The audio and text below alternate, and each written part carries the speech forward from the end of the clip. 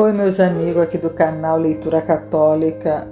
Hoje, como é dia de Santo Antônio, aqui hoje vai começar uma leitura de Santo Antônio, o livro, ilustração de Rica Ramos, Pública Folha.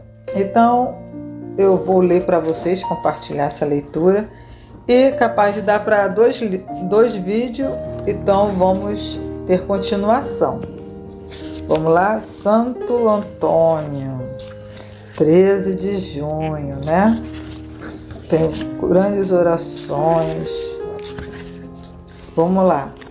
A vida de Santo Antônio. Santo Antônio era Fernando de Bulhões e Taveira. Ao nascer em data incerta entre os anos de 1190 e 1195 em Lisboa, atual capital de Portugal, seu pai, Martim de Bulhões, foi bravo militar português que defendeu o seu país em conflito com os árabes e por isso mesmo desfrutava de especial prestígio junto ao rei de Portugal. De sua mãe Maria Teresa Taveira Azevedo, só se sabe o nome.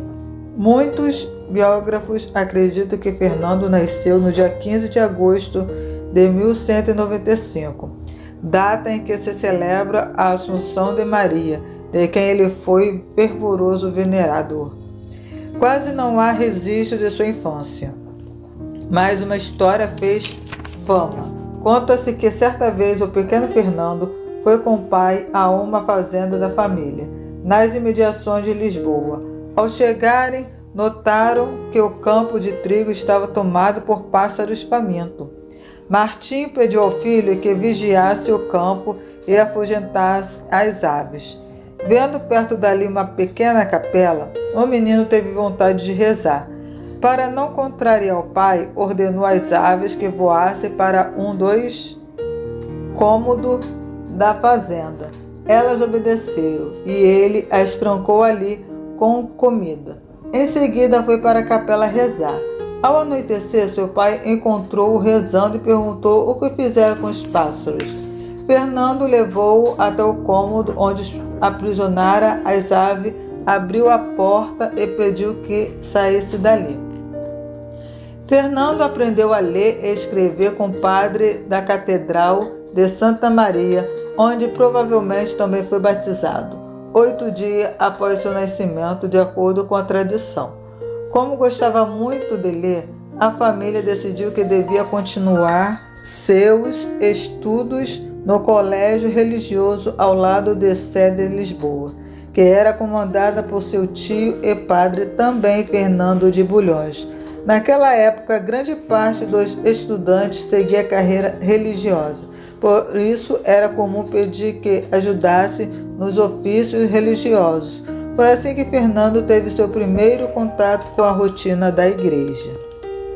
Com 15 anos, o jovem ingressou como noviço no convento de São Vicente de Fora, em Lisboa. Supõe-se também que na mesma época, como bom filho de militar, ele tenha ingressado na academia para aprender as artes bélicas.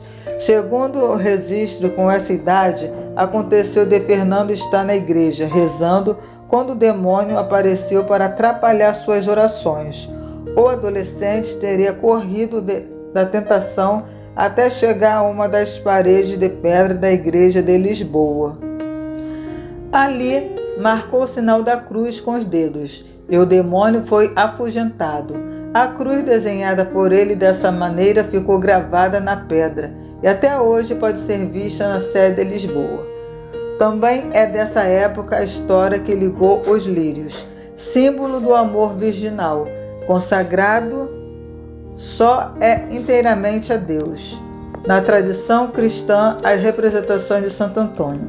Conta-se que Fernando, segundo consta, um jovem muito bonito, com cerca de 1,70 m de altura, como mostrou sua exumação, e traços bem feitos e delicados, estaria rezando na igreja quando uma bela donzela lisboeta tentou seduzi-lo.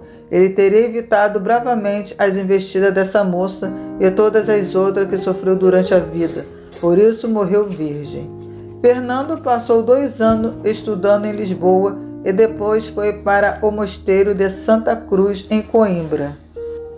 A cidade, que era na época o maior centro cultural de Portugal e até hoje é sinônimo de excelência intelectual em todo o mundo.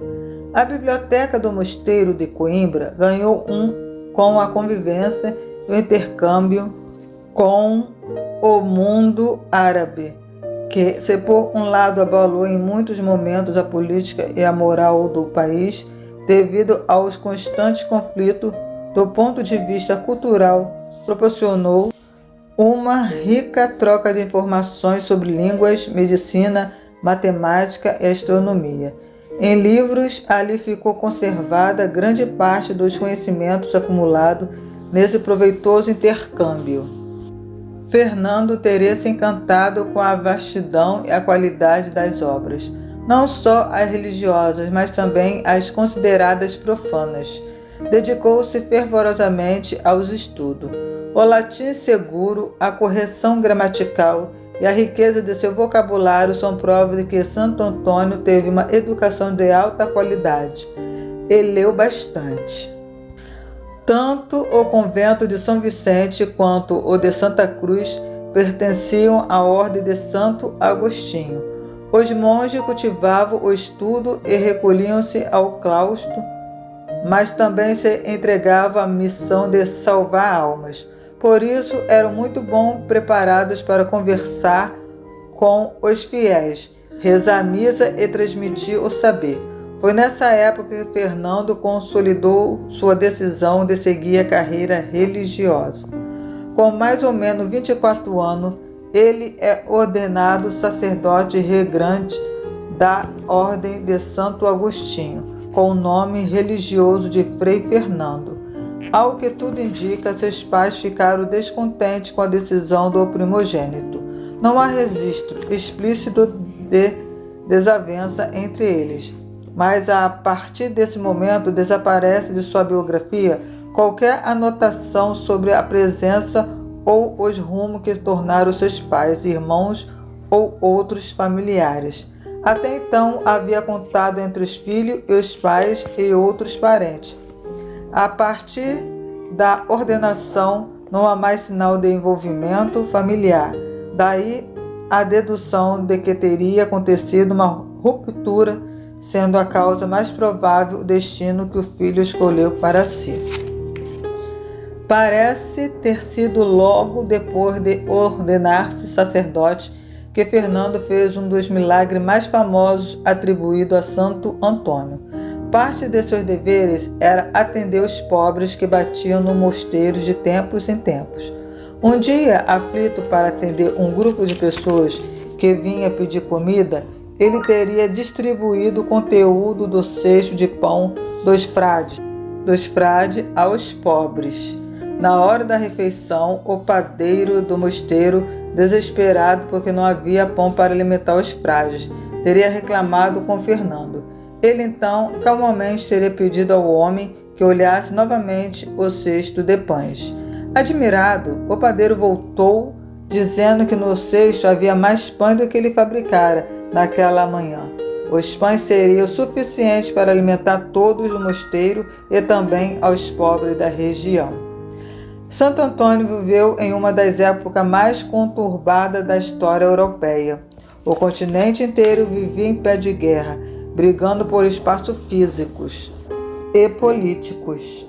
Havia também muita corrupção na igreja e grande disputa de poder entre linhas religiosas, regras e mosteiros, tanto em Lisboa quanto em Coimbra. O jovem Fernando conviveu com a disputa interna dentro do mosteiro, como chamava a atenção pela inteligência, eloquência, liderança de todas as facções, tentaram seduzi-lo. Fernando nunca pendeu para lado nenhum.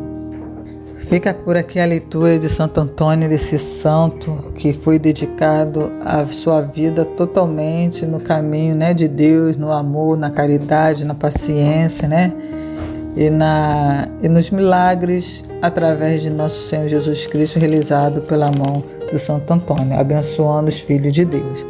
Então até a próxima leitura, acompanhe, se inscreva no canal, deixe o seu like, compartilhe e vê a playlist. Até a próxima leitura. Vem ler mais?